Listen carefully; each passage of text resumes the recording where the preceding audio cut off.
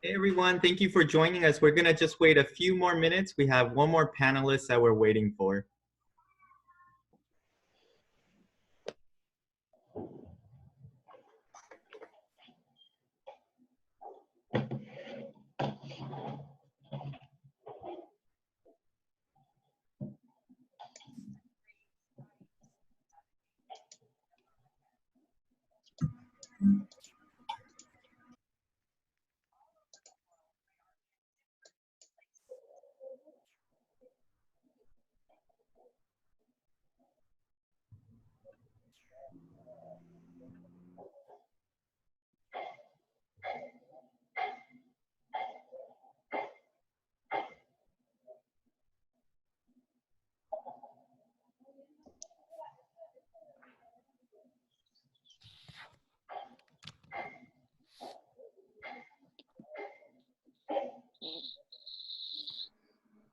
Hey, Ulu, thank you for joining us.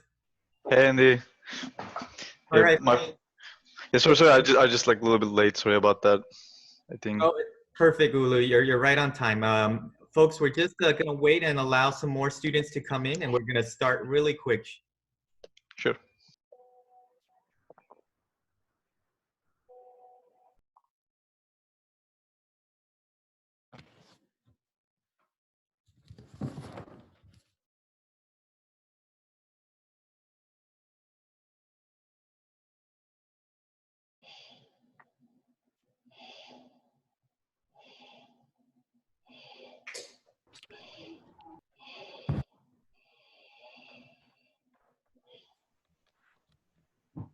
All right, everyone, we're going to start.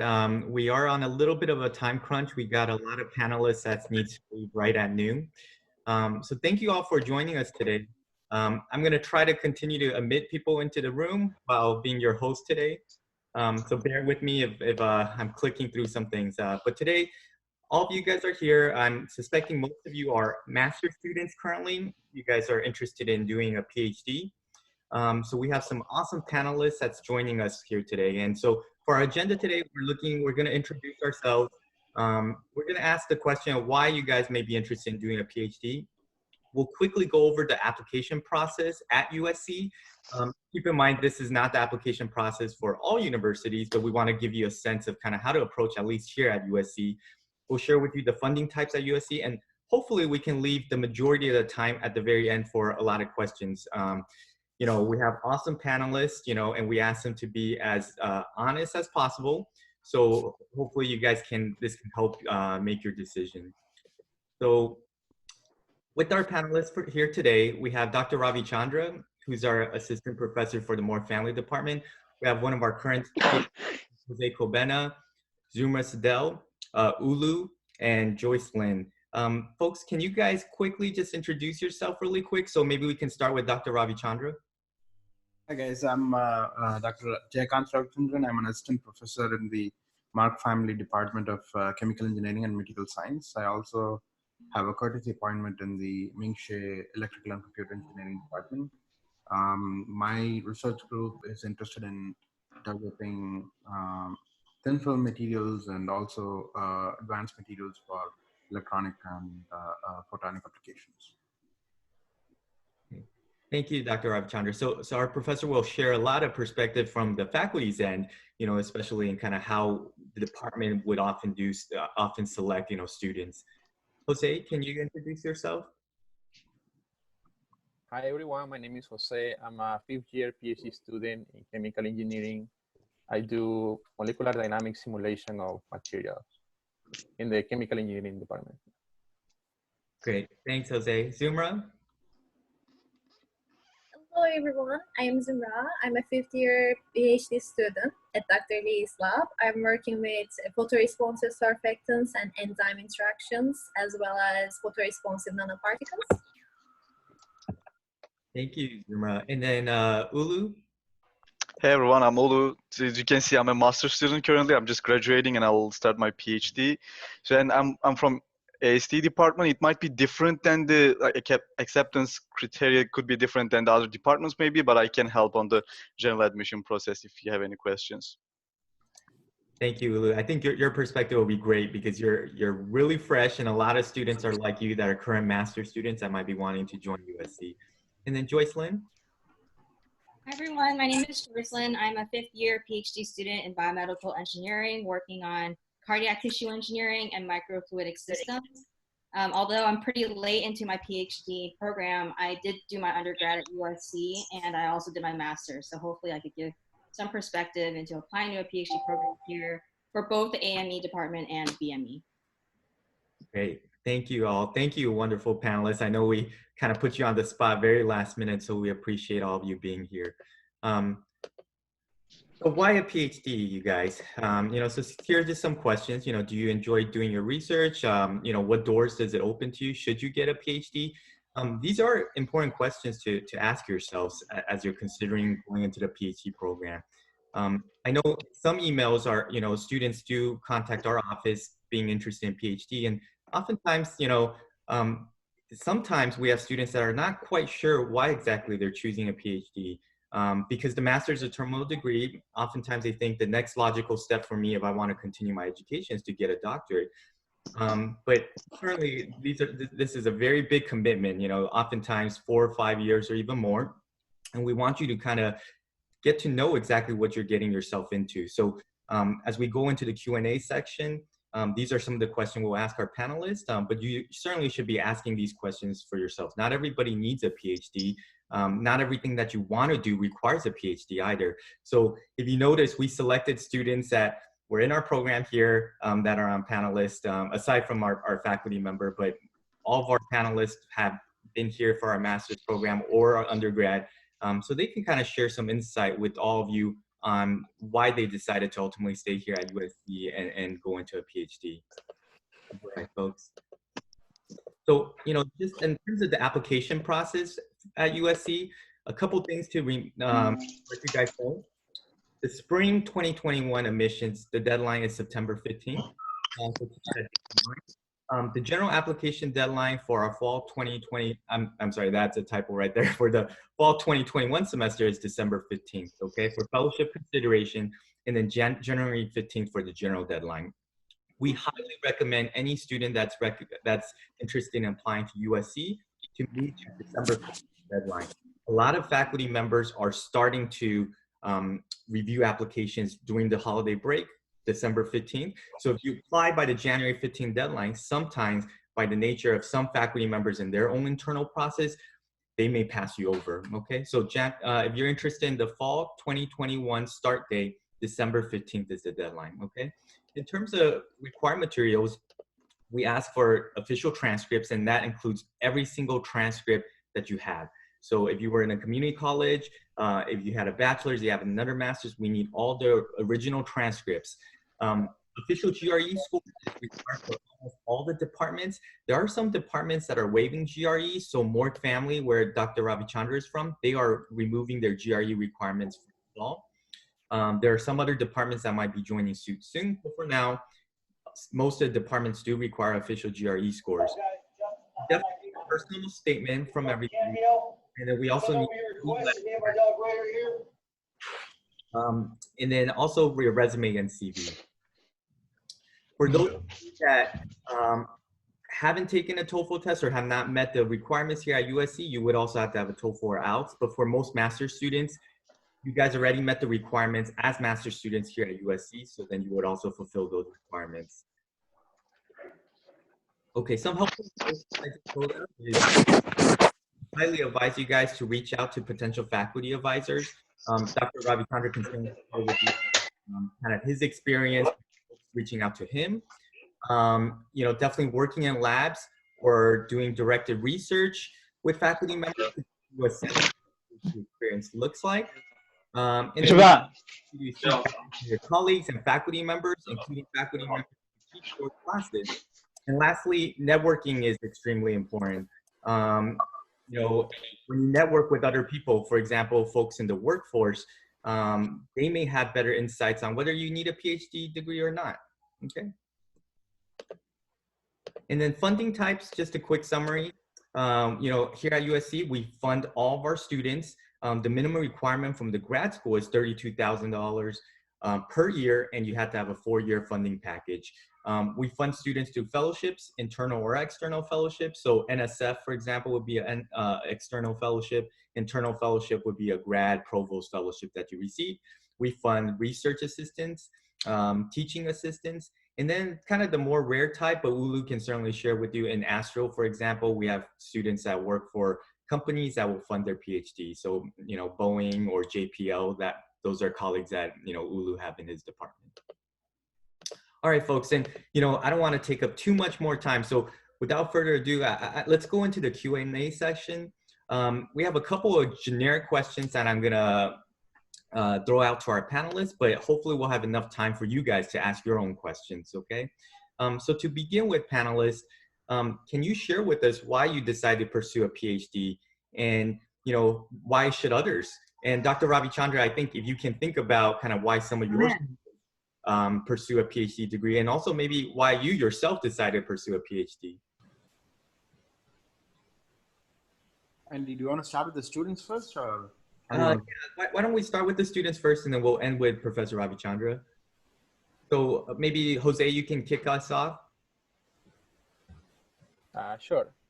Well, when I started the master's at USC, I didn't have a clear idea of what to do, but since I had a little bit of academic experience, like I was a part-time lecturer before, and I also work in industry, so I was able to compare both. And I like more academia, and that was the main motivation for me to pursue the PhD.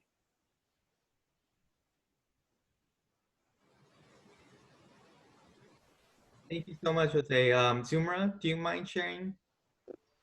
Oh, okay. So basically, I've started with master's program, and when I was starting, I also started my research. And at the time that when I reached the finish line, I was like in the middle of my project, and I really I really enjoyed to do research. And basically, each day you are learning something new, and you are trying to hypothesize one thing and then test that thing in your lab or in your computer based on your research. So I was just like enjoying so much, so that's why I wanted to continue at that time, and I still enjoy. Well, that's how I switched to PhD program. Thank you, Zumra. And then Ulu, as a current master's student, why did you decide to pursue a PhD, and why do you think others should? For my case, is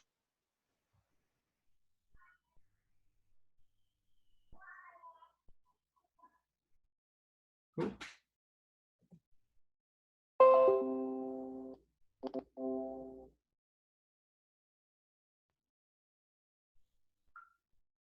for work on the human space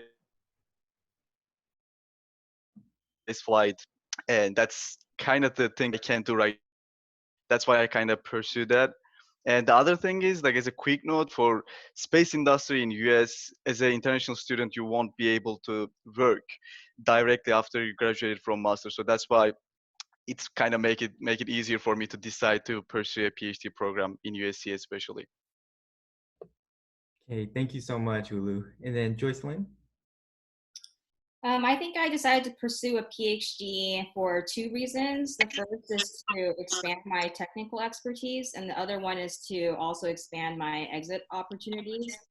So for the first one, I think when I was an undergrad studying biomedical engineering, we weren't really seen as like technical engineers, like hardcore engineering, like electrical or mechanical or chemical. So I wanted to drill down and really demonstrate that I know how to leverage my engineering skills to develop like actual products and systems that are technical and can be brought out to the mass public. So that was definitely a reason.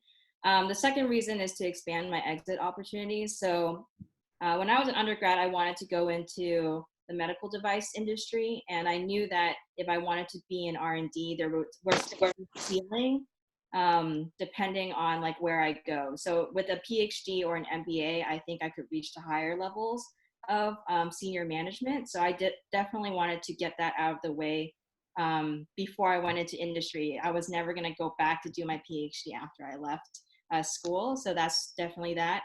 Even though I'm not heading into industry now, I think if you have a PhD, go into industry, academia, consulting, a wide variety of fields. So that's definitely the two reasons why. Great, thank you. And then Professor Avichandra? Yeah, so I did my PhD, I started my PhD in 2007, a long time ago. During my undergrad, I was pretty interested in research in general. I was curious about how we can do things, make it better.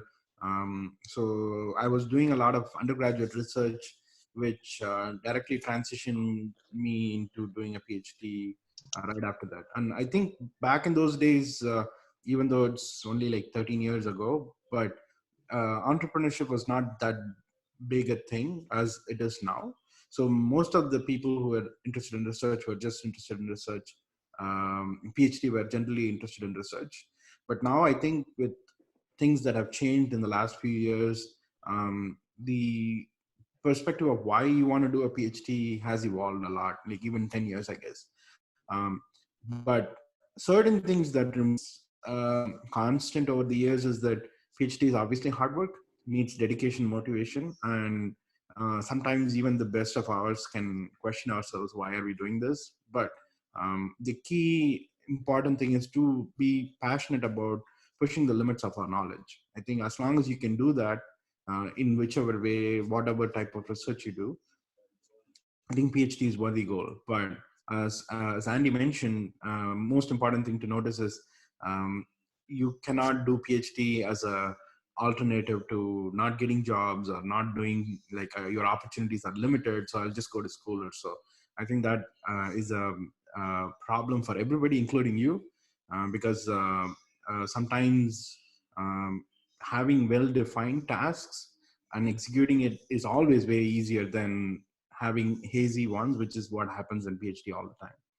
So when I look for students, I look a lot at how committed they are, how much of preparation and thoughtfulness they bring in already. Because one of the things that the PhD program is supposed to do is to have select people who are willing to think and make them a better thinker than what they are already when they started. And so to a certain extent, you cannot teach people how to think from scratch, but they should be already in the process of going through this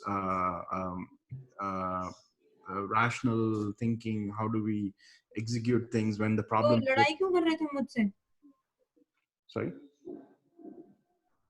Yeah. So I think those are all the most generic terms. In most generic terms, I can say what I'm looking for a PhD student. But as we keep discussing, we'll get to the details of it for sure. Because having a very strong understanding of your specific technical subject is extremely important, and that needs to show up to a certain extent. There are deficiencies that you can fix, but commitment and motivation are other factors that I look at also. Yeah. Okay, thank you so much, Professor. For our current student and anyone on the panelist, you guys can respond. What made you decide to stay here at USC versus other institutions?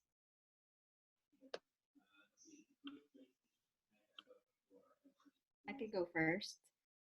So for me, I had met my advisor as an undergrad student at a Viterbi spotlight, and that's when I first realized that I could even pursue a PhD. That wasn't really an option I thought about when I first attended college. So I knew I wanted to work for her because her research sounded incredibly interesting. All of her PhD students had told me that they really enjoyed working with her and that she was both really firm in what she expected in lab, but also supportive in what we wanted to pursue after the PhD. So I was lucky that I identified an advisor. I applied to other schools outside of USC, but I think I was kind of late in the process. So I do advise that if you're interested in it now, you should start looking at other schools, other faculty members, reaching out to them as well as their PhD students to really get an idea of what team you want to work for. But ultimately, I had already identified a faculty member before I started my PhD application search. So. I mean, I can go I can next. Oh, yeah, please. Yeah, sure, go ahead. Like, no. Okay. So at that time when I decided USC, so I was already get to know people. So because I was there for a year and I knew how to work in the lab, and then I knew who to contact with in like what happened. So it was kind of a good thing to continue what I was doing. So I was like already in a schedule.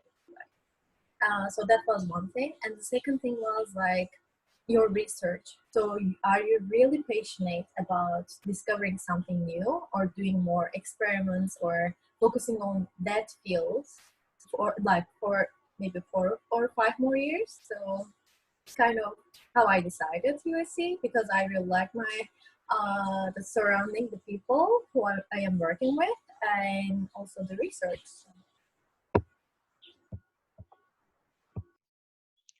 For my case, I actually PhD is not only program that I apply for the USC, but like my masters as well. I only choose the USC because astronautical engineering program is so specific that you can only find in couple institutions in like worldwide.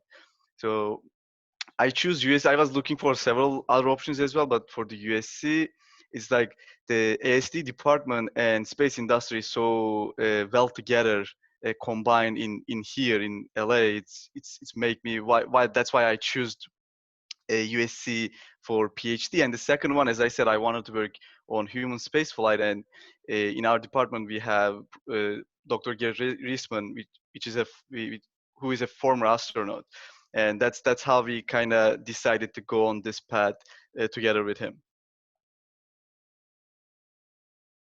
I would like to add, I have similar experiences than the other panelists. In my case, I had taken 3 classes with my current advisor, so I already knew him, and I have talked to other students.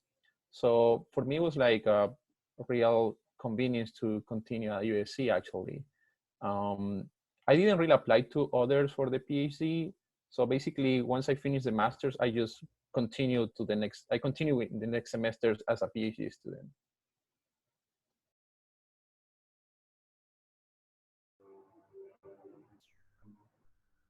Okay, great. Thank you all.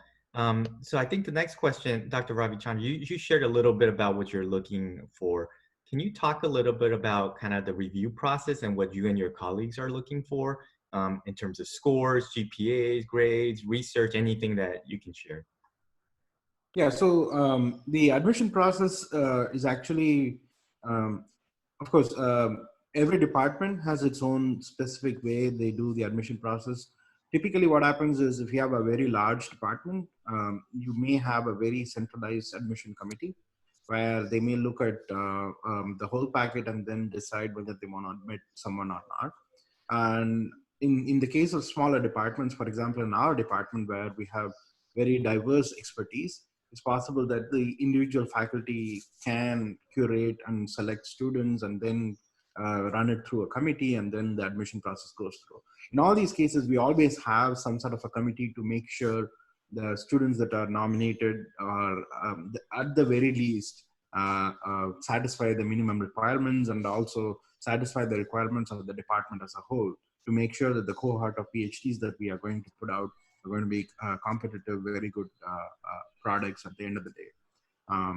So few things that are extremely important is that depending on the specific types of research, this requirements could vary a lot. For example, there are people who do computational work.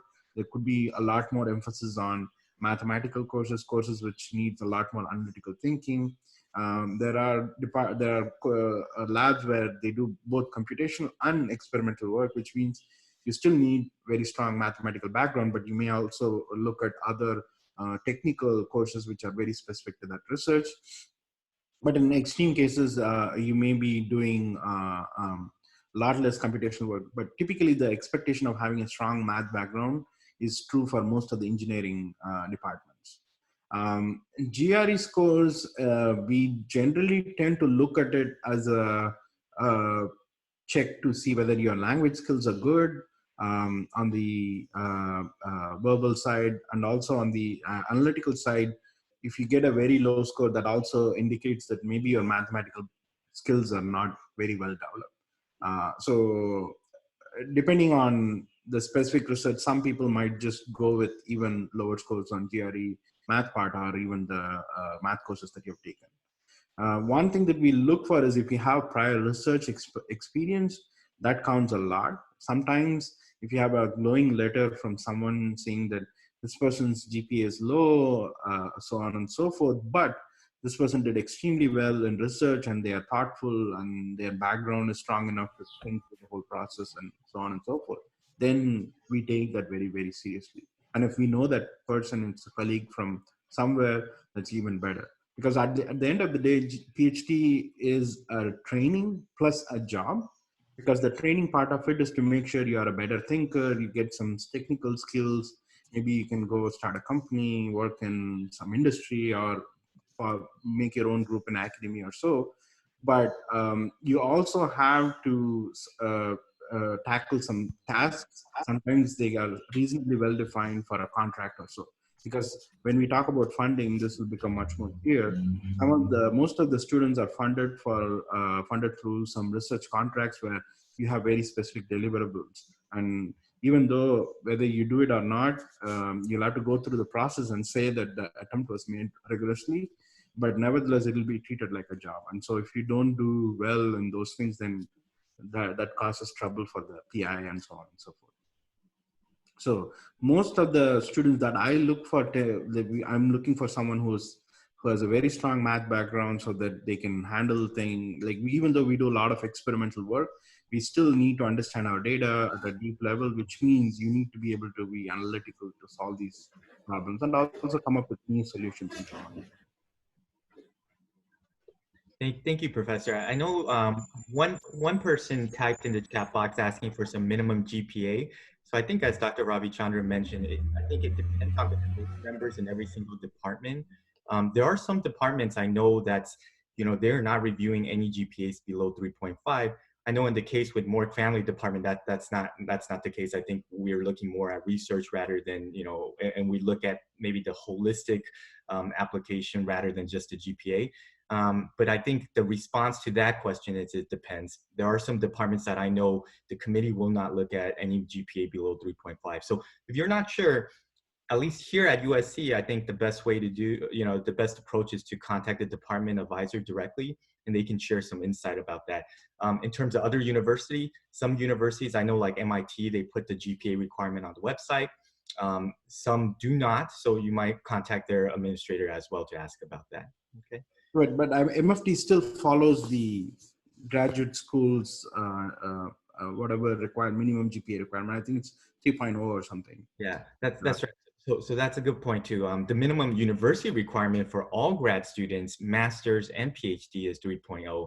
So if you have a GPA below that, in order to admit you, the school actually has to petition in order for you to be admitted in the program. So that makes it much, much harder to admit somebody below a 3.0. So if your GPA is not really good and you are an excellent researcher, you're still gonna see some roadblocks in terms of being admitted into the program. Yeah. Other students, do you guys have any experience, other panelists, to share kind of your experience on, how you approach getting into a research group?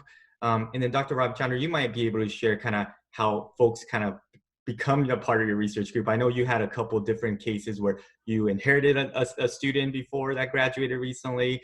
There's also folks that do directed research with you. Any insights from you panelists on that?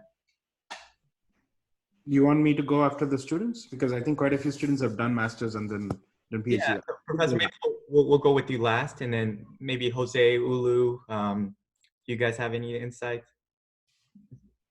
Zuma, Joyce. Hello? Yeah, Jose, we can hear you.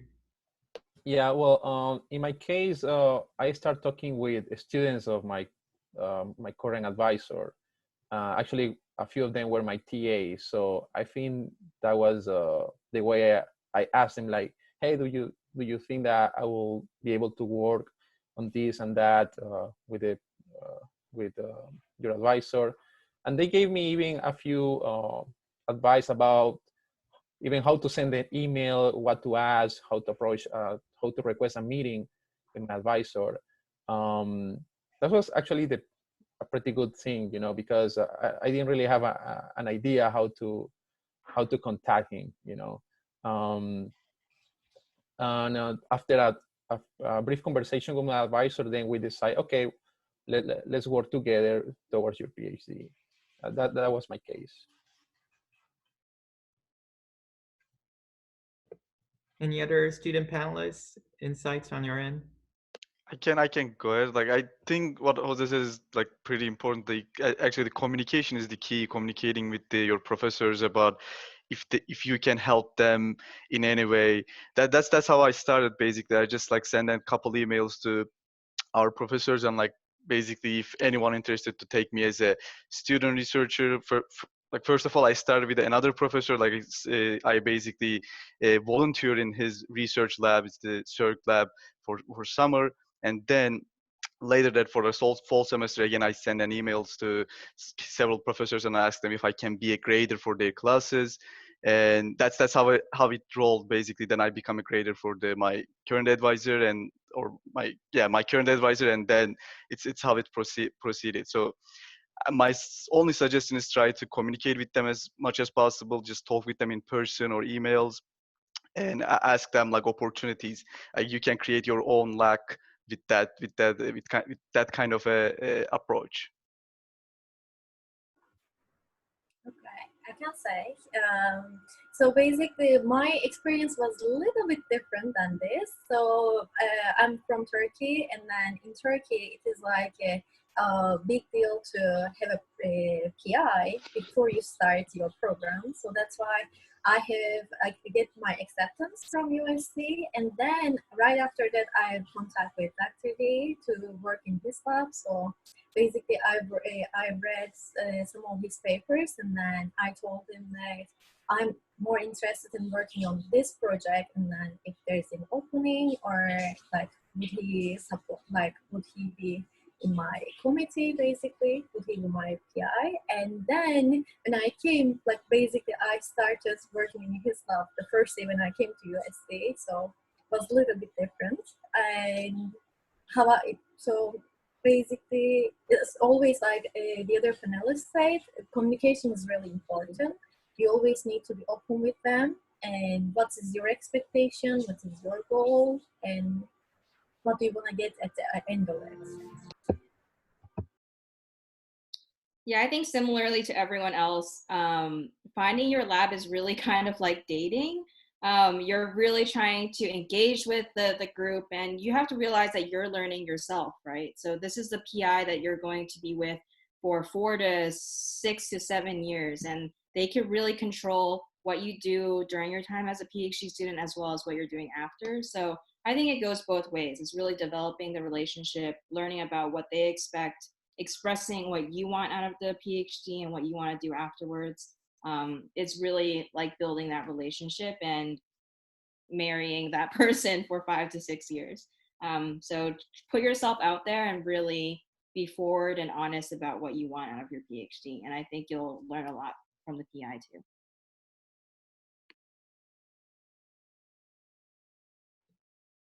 Great. Dr. Ravichandra, do you want to share your insights? Yeah, I mean, I think the panelists said it perfectly well, because it is extremely important for you to be proactive and communicative, and of what your expectations are, what do you want out of this whole process. That is extremely useful for the PIs to even judge whether this is going to work over that long period of time, because 5 years, 6 years is a very long period of time, and things change quite a bit. So you want to be fairly passionate about the specific topic areas that you're doing, so that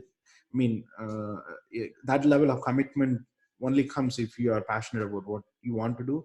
So the best thing that I can always recommend is start early. I mean, if you're thinking about it today, do the preparations for it yesterday. I mean, so that you're always ready to go there and figure out who are the best investigators that you can work with. Um, Also, talk to more people. Like, they always give you insights on how each person is. Um, Sometimes students may have extremely good connection in terms of the research topic, etc. But if personalities don't match, that's going to be a big disaster also. Um, Sometimes I've seen people who left groups just because of this reason. But other than that, they are perfectly good, successful. They turned out really well after that. So think about all these factors, because ultimately, as one of the students, I think Jocelyn mentioned, it's like dating. I mean, you can feel desperate that you want to be with that person, but if things don't work well, eventually for 5-6 years, it's going to be miserable for everybody, right? So that's extremely important. So you want to make sure that it's not just you choosing them, they are also choosing you. So it goes both ways. Uh, so I always recommend, like, for master students, extremely short period of time, like they show up at USC or anywhere, they get 2 years to really figure out, or even less than that, because by the year and a half or so, through the program, you have to make a decision, which means you should have started right on the day one to really pursue this and see whether you want to do it. And doing voluntary research is one of the easiest way where you can really figure out whether everything can work out. In my group, predominantly majority of the students were master students who later on became PhD students. I've also had quite a few master students who didn't get admitted in my group, but did get admitted elsewhere, and they have been doing well in their PhD program.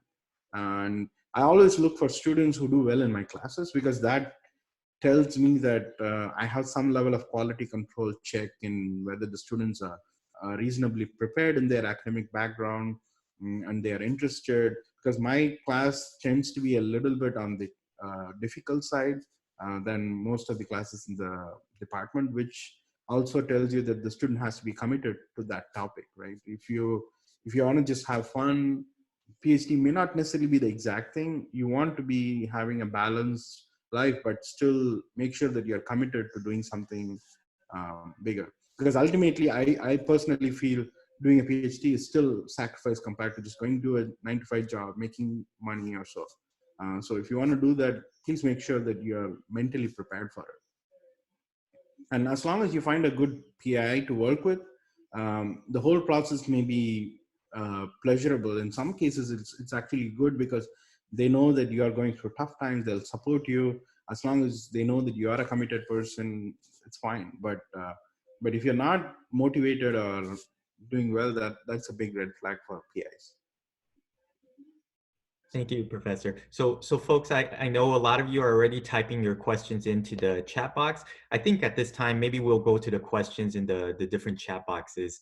So I have a couple of them that, I wanted to read to the panelists. And panelists, anybody who have a response, feel free to kind of jump right in. So one was, does work experience really matter for a PhD? What option is more preferable? Should I be applying directly after the MS, or should I go get a couple of years of experience at work and then come back and apply at that point? There's no single answer to this, because there are PIs who prefer students who have done some job before they come into PhD programs. There are quite a few who don't care whether they have a PhD job experience or not. The good thing about having work experience is that many of the students may not have the right work ethic, because, as I mentioned, PhD is still a job right after their school. Some people they have good work ethic. It doesn't matter. They'll do the task right, and they will be respectful. They know when to speak up if something is wrong or so. But sometimes going into the job market will equip you with those soft skills that makes you a better PhD student. So if you think you don't feel like you have a good work ethic, sometimes going into industry will give you that perspective. Not only that, it might just tell you that, hey, you really like working in industry anyway. Why bother doing a PhD in that case, right? So that's another way to do it. If you're not completely sure, going and doing job will give you a little bit of perspective in what you want to do in life. But I mean, if you are one of those people who were born with this notion that I need to get my PhD, knock yourself out, just apply for a PhD program, just do it, right? And but other than that, I know that quite a few people are not sure. So it is not a bad idea to go work, get a perspective, and then while you're working, sometimes you might feel that, hey, the thing that I did my undergrad is not what I want to do for life. And after working, I feel that there is a different area that I want to do my PhD in, and this work experience will help you tailor your application to that specific topic rather than doing something you did before. So it doesn't hurt. It's not a requirement. It may help for some people. It may hurt other people, but you need to do what's good for you. Yeah, I think in general, to that same line of thinking, folks, we definitely never recommend a student who's not sure, undecided, and just say, okay, then let me try the PhD program. It's not something you just kind of try. You know, students often will then struggle with the coursework, struggle with the screening exam, struggle with doing their quals, and it just ends up dragging out longer and longer. So, you know, Dr. Ravichandra highlighted really well. I think we have some students that says, because I'm not sure, let me go make some money, let me get some work experience. It never hurts to do that. And oftentimes they're in the industry and they realize, in order for me to get to the next level, I do need to get a PhD. Or you know, we even have students in the Morgue Family Department that says, I completely hated what I was doing at work, and it became very clear that I need to go back and get my PhD. So there's really no one response, as Professor Ravichandra says, but you know, we definitely do not recommend people to just say, let me give this a shot and let me apply for a PhD. That, you know, you really want to know exactly why you're doing it. Panelists, any other insights that you guys can share? I can talk for that. So basically, my idea, like, I totally agree with Dr. Ravichandran and Andy. Like, you need to know what you really want. But in my personal experience, like my friends, when you start working, you are earning more money than a PhD student, right? So once you are going back to school, you kind of feel a little bit demotivated just because of that. One. And the second one is the coursework is like really tough because like right now you have a fresh mind and then you remember things. But at that time, like once you work for 2-3 years and then come back, it's just like a little bit, it could be a little bit tough, like as I saw in my friends at least. And one of them just quit it just because of like, okay, this was like too much of core classes, so I don't want to do it. And then he was just so happy and he just go back to his work. And of course, like the other friend of mine just continued and then she's about to get her PhD very soon. So it totally depends what you want, but I lean more towards, so like after the master program you should start, but of course this totally depends on you.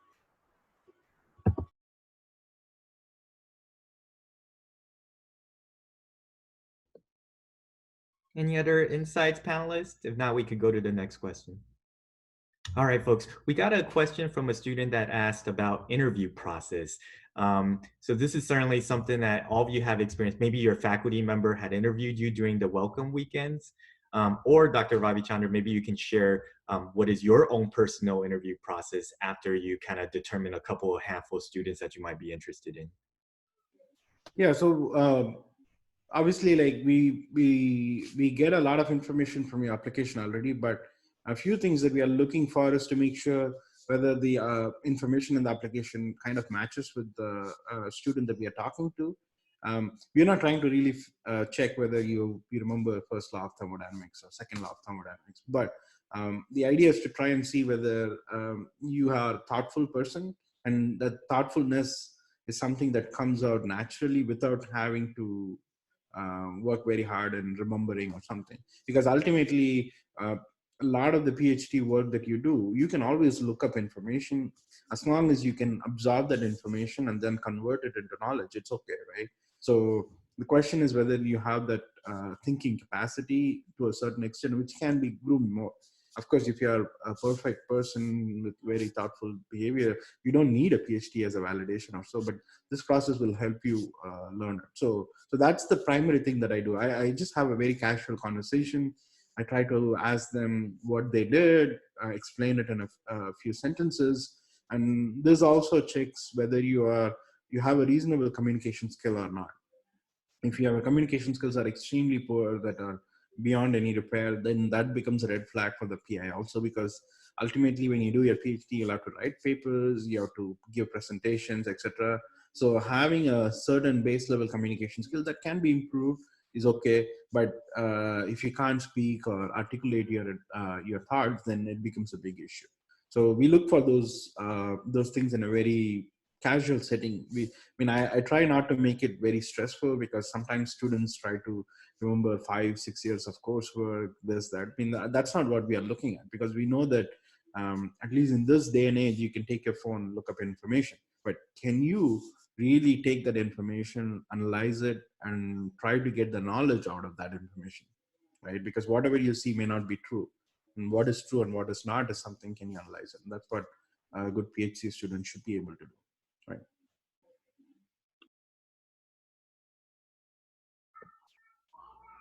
Panelists, any other insights? Joycelyn? Yeah, so similarly, at least when I was applying to other schools, in interviews, sometimes you could get technical questions as well. And I think it's the same. I don't know if they're very, like if they're looking for a correct answer, but I think they're really trying to understand your thought process, how you're understanding the problem, and then explaining how you would break that problem apart and begin to solve it. So it's not really like the end goal. It's really like it's the thought process and how you develop like a research plan to tackle that problem.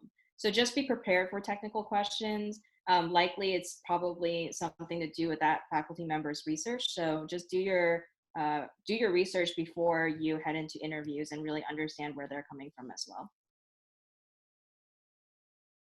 I can have some saying on that as well.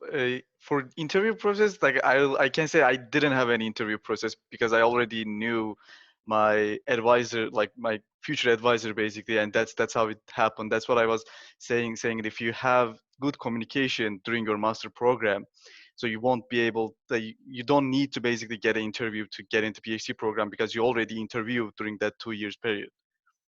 So just as a quick note. Yeah, and I think, Ulu, you brought up something interesting too. So I think we have a couple of questions in there that says, you know, do publications matter? How much publications do I have to have? How much research do I have to have? And a lot of it depends. You know, we have some folks that says, you know, I had a lot of research experience, but I actually never published anything, and I got admitted into a PhD program. There's others that says, you know, my faculty would really, really emphasize on publications, looking if I co-author anything. So I think it really depends. It's also important to know, you know, we have 8 different departments, every department, and then within the department, different faculty members, they look for different things. It's a lot easier to publish in some majors and a lot harder to publish in others. So it really, really just depends. So I think the general, you know, rule of thumb we tell students, if you're not sure, you know, is to build that network, have those conversations with your faculty members. Dr. Ravi Chandra also mentioned earlier that he looks for some students that are in his class. If you're in a class with a faculty member, you know, have those conversations. Hey, you know, what do you look for when you're reviewing PhD applications? And then keep in mind, a lot of our conversations right now are talking about USC. We also recognize that you don't all have to stay at USC. In fact, we don't encourage that. You know, PhD, it's fully funded almost everywhere across the nation.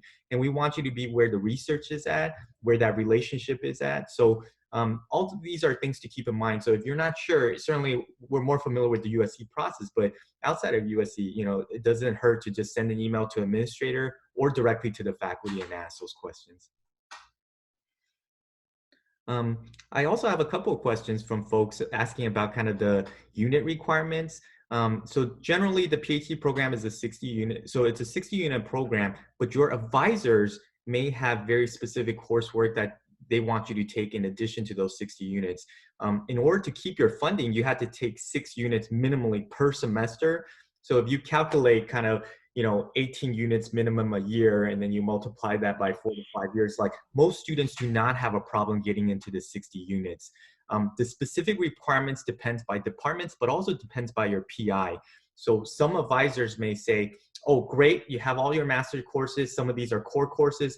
You can skip out on most of the coursework. Some advisors may say, well, I'm teaching a class. It's very important for your research for you to take my class. I need you to take those classes as well. So again, it really, really depends. the general rule of thumb is probably half of those courses, so up to 30 units of master courses that you guys have already taken, can be transferred directly.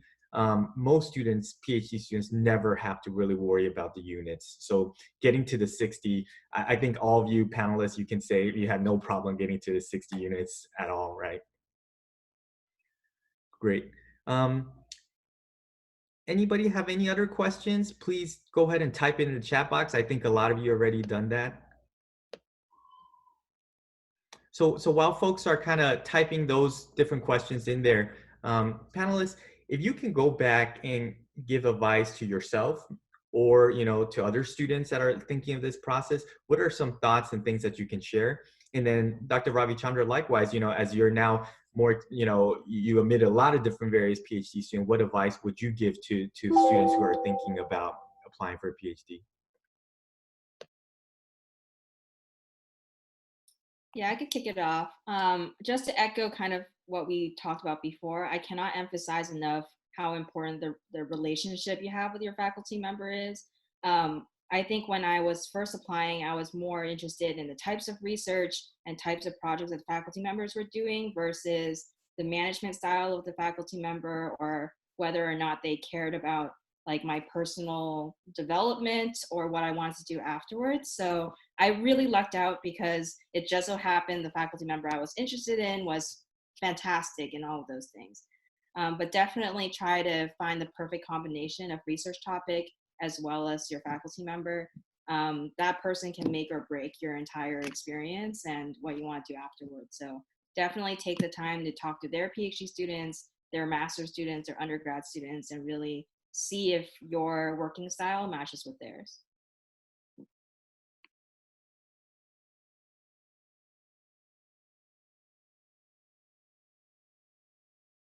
Okay, so yeah, one of the advice I would give, as Jocelyn mentioned, is to try and communicate with the faculty members as much as possible. I know that we tend to be busy people. We may ignore, we may not reply to emails or so. So that's why classroom settings are good opportunities for you to engage faculty.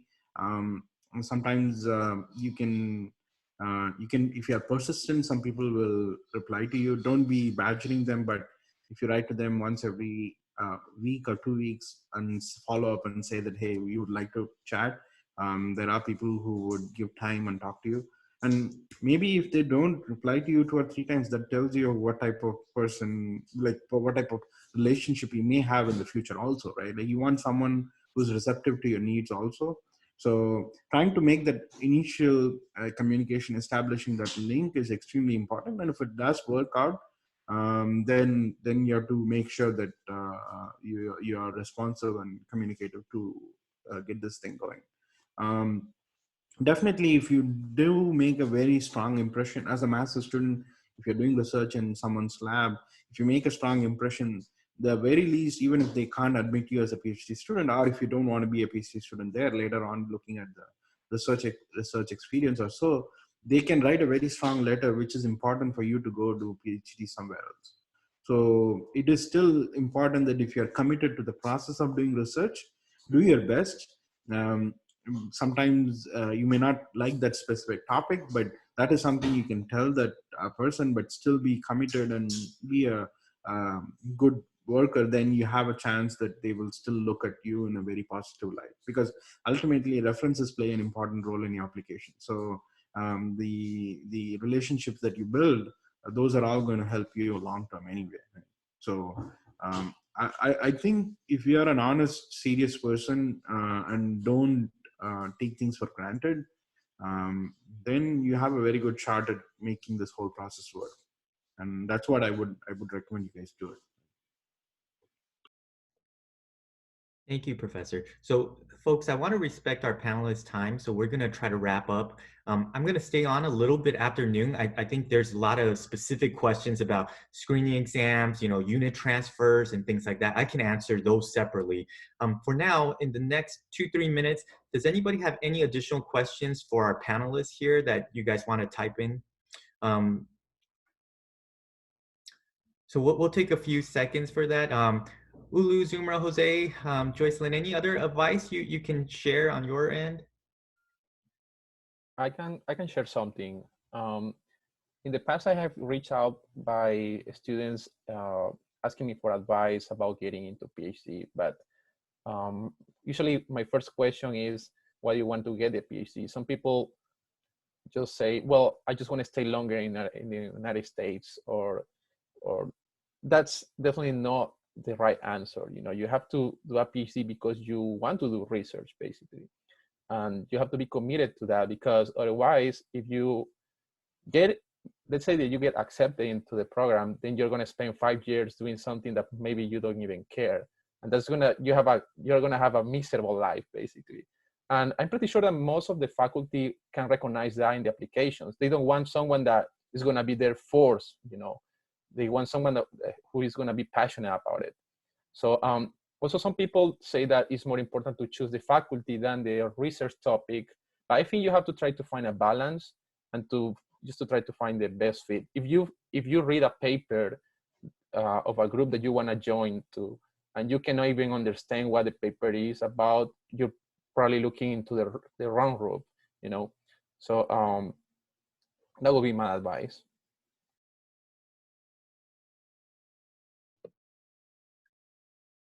Ulu, Sumra, any last thoughts? And I can say I can definitely agree with those. Like you, since you're gonna commit like 5 years for a program, you need to be sure that you really want to work on this. Like that, as he said, like this shouldn't be a opportunity to stay US for like basically for more 5 years. So, I mean, yeah, my suggestion would be the same. If even though if you want to stay over here to proceed, like to stay here in general, the thing that you need to you want to work on the PhD should be a thing that you really want to do and like you really think that you can be successful at. That's my suggestion as well. I totally agree with the comments. Like, that's totally so true. You need to find the balance. So you shouldn't just only stay at one university just because like you like your friends or something.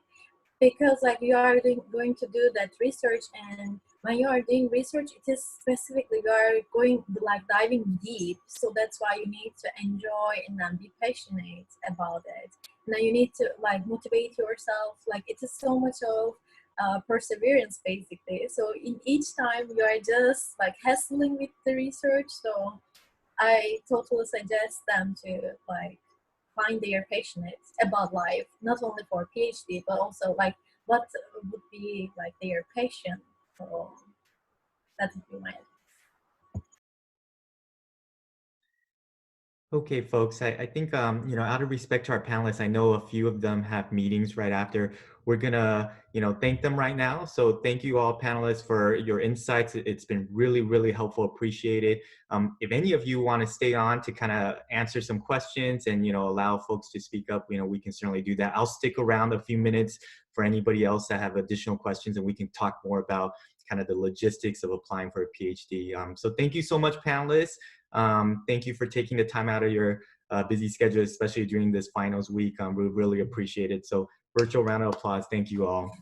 Thank you, Andy. Thank you, Julian. Thank you. Thank you. Thank you, And I Dr. can stay a couple minutes as well. Oh, really appreciate it, Ulu. Thank you all. Yeah. So Thank you. I'm going to stick around again and try to answer as many questions as I can.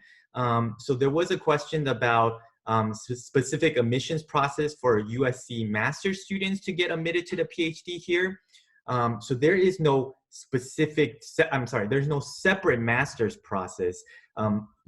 All departments require you to go through the same exact PhD admissions process as every other student. The only difference is, one, your transcript's already internal, so you don't have to then resubmit your USC transcript. It's already in the system. So Ulu can certainly share that. He didn't have to contact the registrar's office and say, hey, can you make sure my, you know, so all that is already internal.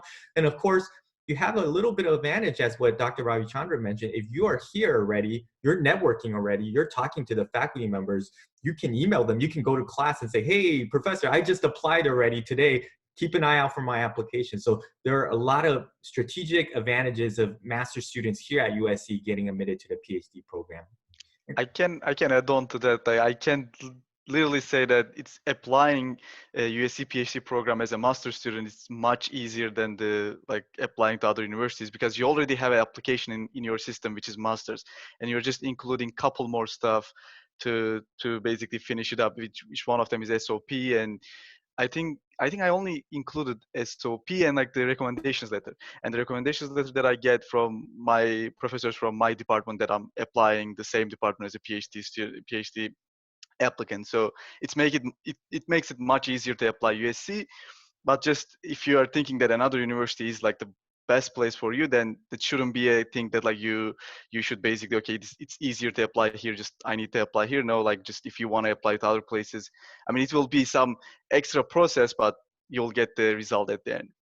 Yeah. To add to that, Ulu, I think some students also ask, do I have to redo a TOEFL? You know, do I? And all that, you don't have to do it. If you satisfy the TOEFL requirements and the GRE requirements as a master's student, you're set. You don't have to redo the TOEFL scores. Yeah. There are some exceptions for if for whatever reason you did not satisfy the TOEFL requirements, or you haven't taken the AOI class, you know, to begin with, then you're going to have to redo that. But for the most part, all students are made to do all those things before they get admitted to a master's student. So I think to respond to that question, no need to redo the TOEFL.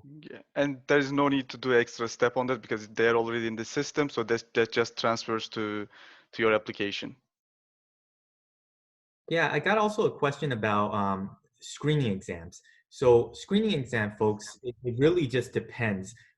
Different departments have different screening exam requirements, and keep in mind, they're always changing, okay? So some departments, so, you know, I came from Mork. I worked in the Mork family department with Dr. Ravi Chandra for 7 years. So, you know, if initially some of the screening exam was actually written exams, and then Jose knows this because I think when Jose was a PhD student, we had the written exam for the ChemE.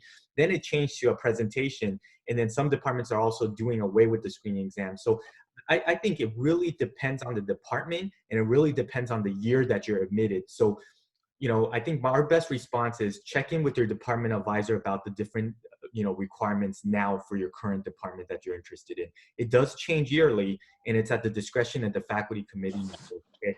And can you potentially be kicked out for not passing the exam? That's also a yes. And it depends on the department, but there are some departments like in Mork, in the, you know, material science department, in the written exam, if you failed it, you're automatically, you know, dismissed from the program. There are some departments that says by the time you take your screening, if your GPA is below a 3.0, you're going to be kicked out of the department too. So it really just depends on the department. Okay. There's some questions about do you need to have a defined research subject in order to be admitted into the program? And again, this is something that it depends as well. We know a lot of students that do not have a defined research topic yet. You know, they're coming straight out of undergrad, they have some minimum research experience, and they're admitted. Absolutely, that can happen. But some faculty members may be looking for students who have very, very specific defined research, and they want to make sure that the research matches. So again, it really depends. I think, you know, one insight I can share with all of you that might help you understand this better is, at Viterbi at least, our faculty advisors are on the back end looking at all your applications, deciding whether they want to admit a student or not and bring them into the welcome events. So faculty members have a lot to say individually how they process admissions, and then they would then nominate those people. So Ulu, for example, was nominated by a faculty saying, I want to admit this guy into our program. So again, I think it really depends, and that's why we shared how important it is to network, how important it is to talk to faculty, talk to colleagues, because you may go into a group that, yes, they ask you for, we need a defined research topic, we need publications, we need this, or you can go to another group that faculty member is simply saying, you know, I'm starting my program, I just need somebody with research potential that matches, you know, what I'm looking for. Okay, so that just really depends. I can also add on to that, if like there's a certain answer for that question, I don't have a problem statement yet. Like I'm gonna start during the fall, and like I'll probably figure out my problem statement at that time. So just as a clear answer. Yeah, there was also a question about how's it like to switch groups and switch from departments. And then again, it just depends on different departments. So, you know, in the Morg family department, you have a chemie major, you have a material science major. So if it's within the department, oftentimes it's a lot easier, and advisors can just make and switch your postcode similar to how you would switch your master's degree. If you're moving from department to a different department, every department has their rules. So I know for computer science, for example, if you're an EE student trying to switch to computer science, or any other student trying to switch to computer science, they make you go through the admissions process all over again, you know? So it really, again, depends department by department. But I think, you know, ideally, you should be very thoughtful of the major that you want to go into and the faculty member that you want to work with. You shouldn't go into the program thinking that it will be really easy to switch. Sometimes it's not as easy. Departments have their own individual fellowship slots available, their own individual TA slots. So a lot goes into how they're creating a class. So certainly I would try to avoid thinking about switching back and forth, and make sure you know your decision. Now, if you happen to have to switch, you know, at that time, you can always come talk to me, and then we can kind of discuss how you would approach that process.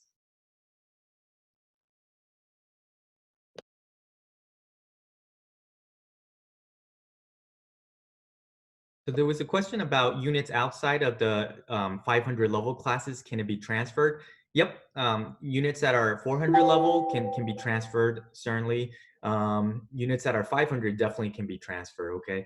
You know, really, I think some students have asked us, you know, once I hit the 60 units, am I done? You know, how many units do I need? What courses do I have to take? Again, it really depends. Your faculty advisor may have specific courses that they want you to take.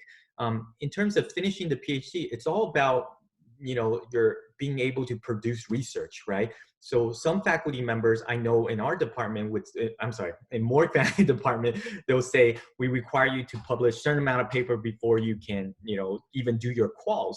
So saying I have 90 units already, I'm taking all this coursework, can I graduate, really means little if you can't produce the research that's needed, okay? So it all really depends on how much research that you're able to do. That's the same thing for your defense and your dissertation. You know, we have students that have 90, hundreds of units, and they've been here for a long time, and they've been working on their research for a long time, but they're not able to produce dissertation materials. They might have to stay on even longer beyond the 5-year period. So I think in terms of kind of what courses, how many units, what can be transferred, you know, we can certainly go over the details of that when you get closer, but it's really helpful to think that, you know, the coursework is just such a small portion of the PhD program. Largely, a lot of it depends on the research that you end up producing.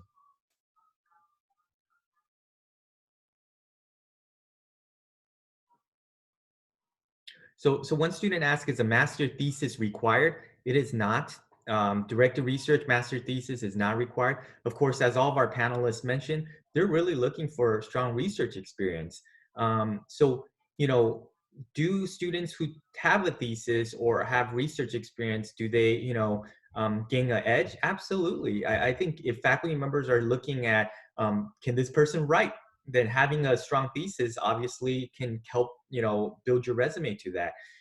Can the student do research? Having a thesis can obviously help build that. Is it a requirement? No, because we have plenty of PhD students who do not have master's thesis. We have plenty of PhD students who are accepted as bachelor students, you know, from the, you know, getting a bachelor's degree and get accepted. So it is not a requirement. It certainly helps. But, you know, does it automatically, you know, get you admitted to a program? That's also just really depends on the strength of your research and what your faculty and the departments are looking for. So we have a student that says, should I contact my professors and tell them I'm willing to apply to be his or her student? You know, absolutely. I think at USC here, we really recommend that, because the way that USC works is you're admitted to work with the student. There are some departments that do rotations, but for the most part, most USC faculty admit you into their group right from the start, okay? Keep in mind, that's not the case for all university, right? We know places like Caltech, they do rotations. There's other schools that do rotations, so you're admitted into a pool first collectively. At USC though, we certainly would encourage you to contact faculty members. Master students sometimes tell me, you know, I keep reaching out to these faculty members, they're not responding to me. In some of those cases, they're not interested in taking on additional students. That might be one of the reasons why they're not responding to you, okay? But if you can, you know, talking to them at their office hours, you know, talking to them in class, setting up appointments, you know, all those are really, really encouraged. There are nuances. Faculty members approach their admissions process all very differently, but the general rule of thumb is absolutely, you should definitely try to reach out to them, okay? There's also questions about the different funding sources. What are the different types again? Do they cover coursework fees and research work? So there are, we mentioned there's RAs, there's TAs, there's fellowships, external fellowship. There's, folks that are self-funded through their companies. The self-funded through a company is pretty rare. I know there was a couple students asked me about doing part-time PhD. Those are rare. They would require, the provost office approval, but certainly has happened before. We have full-time students working at JPL. I'm sorry, full-time staff members working at JPL that are part-time students. So yes, it can happen. We can have a separate discussion, and it would depend on whether your advisor is willing to take on a student that's kind of part-time basis. Okay, but so that can happen. In terms of the other funding source, TA-ships are assigned at the department level by department chairs and advisors. So in terms of getting a TA-ship, it would depend on, if there's slots available. Are you the right person to teach those courses? So in the Morgan Family Department, again, using that as an example, they have lab courses. If you don't have any experience working in the labs, you may not be an individual they want to select as a TA. And they're done kind of on a semester by semester basis. There was a previous question about how do I, do I have to take the ITA? How does that look like? Yes, the university requires all international students who are going to do the TAing to pass the ITA exam. So if you don't pass the ITA exam, they're going to tell you you're not eligible to TA. So that limits the ability for you to be funded as a TA. Okay, RA ships come from your faculty advisor. This is the most common form of funding because most fellowships at the university are 1 or 2 years. So after your 1 or 2 years dry up, you will often be on a RA ship. Okay, RA ships are tied to the faculty's accounts. Sometimes these are research grants. So there are research deliverables that are very specific to those grants. So you will be funded in that path, but you have to work on very specific deliverables, okay? Yes, tuition will be covered on that. You get up to 12 units of tuition for the fall, summer, and spring. And then, what it doesn't cover is books. You get a stipend of $32K for a year. You can use the stipend to purchase the books. You could use the stipend to pay for your rent or buy your laptops. But specifically, there's no funds to say, here, you go buy your books, okay? Okay, folks, I'm trying to get to as many questions as possible. Will PhD application this year be harder than past due to, I think, the COVID situation? The response is no. Faculty members, keep in mind when we were admitting back in December and January, the COVID situation wasn't as it is now. So most faculty members admitted purely the same exact approach that they have. I think likely when it comes to the admission cycle again for the fall 2021 year, we're reviewing, faculty members are not going to really take that into consideration. Now, are there implications? So certainly if a faculty member cannot get federal research money because of the COVID situation, because of geopolitical situations, does that affect the way that they approach in admitting students? Certainly that can be the case. But I think in general responses, I think most faculty members are approaching the admissions exactly the same. Because from a fellowship side, the university has certain funds for fellowships, and they are not, shifting kind of, at the moment right now, they're not shifting their approaches.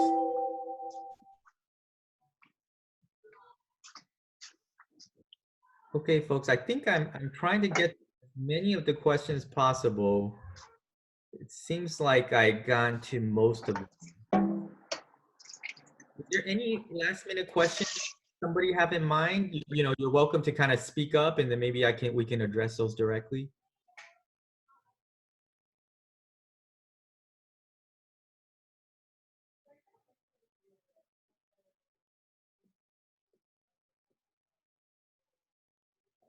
Okay, so there's a question about spring application deadline. So folks, spring application deadline officially is September 15th. It's not published in there because the fellowship cycle is not for the spring admissions, okay? So most faculty members want to start off students, admit them on a fellowship so they don't have any TA or research obligations from the beginning. So I would say the majority of admissions do come in the fall. That doesn't mean we don't have any spring admits. Most of the large departments like CS and EE are still admitting students for the spring, and that deadline is September 15th, okay? There is some flexibility, but ideally, again, the official deadline that we share with students, September 15th. And if you don't get all the documents in, a faculty member can move on and say, you know, I'm no longer admitting. So we highly encourage everybody who's interested in the spring intake to apply by September 15th. And that's having all your documents in addition to the application from the USC system, also all your, you know, letter recommendations, all the transcripts and everything that you need. Okay, so I know folks, you know, it's impossible for us to cover every single scenario and every single situation that you may have. If there's still any kind of pending questions you have on your mind, feel free to email me. And if I can't answer that question, you know, I can always reach out to my panelists and my colleagues around, and then we can kind of share those information. This will be posted. And then hopefully too, if you guys are around in the summer, we can have more of these sessions. To be honest, we had anticipated this session to only have maybe 30, 40 students. So we kind of organized in this manner to be kind of a very casual meeting, and we ended up getting 150 something students. So certainly appreciate everybody taking their time, appreciate your interest. If you have any additional questions, you can always email me directly. My email address is here on the PowerPoint. So Andy, SCHE at usc.edu. Please, you know, feel free to email me if you have any additional questions, okay? Again, there are very specific things that you may have, you know, for the department level. We also encourage you to contact the departments directly. So the directors and the advisors there, they'll know exact details about screening exams. How do we allocate, you know, fellowship? What is the process? What are the committee members looking for? And then if you're going to go even more granular about faculty, saying, what would, you know, Professor Ravi Chandra look for in a student? We again encourage you to contact those students. I can't emphasize this enough, you guys. Network. I know in one of the slides earlier I mentioned network. Network is super important because, you know, if you're going to go into a group, you know, oftentimes professors will ask their group members, hey, do you like this guy? You know, is this somebody who you want to join the group? It's a community. So networking on that level is really important. Networking professionally, you know, we have folks that, you know, network with alums. And alums will say, hey, maybe a PhD isn't right for you. Maybe you should go into industry, come work with me. You know, so there are all sorts of things that you can learn about yourself, learn about the programs by networking, okay? Again, Dr. Ravi Chandra himself, a faculty member here at USC, says, please contact me. You know, we want you to reach out to me. I get a lot of my students who are taking my classes. If they do well in my class, we have further conversations, and sometimes I admit those students. Jose was one of those students that got admitted, you know, with the faculty member that taught one of his class. And Ulu shared very similar experience of, you know, continuing on the master's program. And then lastly, my last piece of advice, please do not, you know, restrict yourself to only thinking about USC. There's so little positions here at USC. There's a lot of other positions out there, especially if you have a, you know, very specific research area of interest. Go where the research is at, okay? I do understand there's a lot to think about. You know, people have families, people have spouses, people, location absolutely matters. And so I think Jose was the one that said a compromise between kind of different things to find out where you really are meant to be at. But certainly in order to kind of have that type of assessment, you do not want to restrict yourself only to just applying here at USC. There was a question earlier about, can my courses be transferred to other universities? While I cannot speak for MIT or other schools out there, I can certainly share with you most schools will. You know, if they're a, you know, institution similar to us, a comparable institution, they'll often take your master courses as well. Okay, folks, thank you, panelists. Thank you, Jose and Ulu, for staying on with me. Ulu, Jose, do you guys have any last minute, you know, thoughts and feedback, encouragement? I mean, that if they have any questions specific about the application process or like the astronautical engineering department, I don't know if anyone here from astronautical, I mean, planning to apply the astronautical engineering program, I can answer to them. Like, they can email me, they can get my email, or they can add me on LinkedIn. I mean, I can answer to them if they have any questions. That's awesome. Yeah. So Ulu, do you mind maybe if you're willing to share, type in your email address in the chat box? Only if you want to. Yep. Jose, likewise, only if you want to. If you want to type in your email address in the chat box. And these guys are great resources. I mean, Ulu is currently a master's student. He's starting his PhD program. So what better to ask somebody who's going through that process right now, getting ready to start up in the fall. And then Jose, you know, was somebody who also had an external fellowship, you know, somebody who was a master's student who decided to stay on as a PhD. So these are great individuals, you know, to kind of get some insights from. And again, feel free to ask me any questions that you guys have. Really appreciate all of you guys being here today. Please stay safe, and we'll see you guys soon, okay? Fight on. Thank you. Bye. Bye. Thank you, panelists. Bye.